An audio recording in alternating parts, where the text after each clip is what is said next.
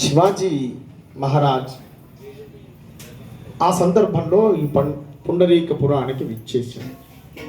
ఈయన కూడా పుండరీకపురంలో చంద్రభాగలో స్నానం చేసి విఠలేశ్వరుణ్ణి దర్శనం చేసుకొని ఒక ఆశ్రమాన్ని, ఊరి చివరిలో ఒక ఆశ్రమాన్ని ఏర్పాటు చేసుకొని ఆయన రామనామాన్ని పలుకుతూ ఉన్నాడు. అంతే. ఆయన దగ్గరికి ఎవరు రావాలి, నమస్కరించాలి ఇది లేదు.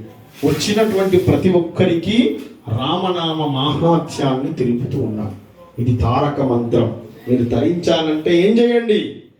జపించండి రామనామముల్, శిలాయాత్రలోన జపించండి రామనామముల్, జపించండి రామనామముల్, శిలాయాత్రలోన జపించండి రామనామముల్.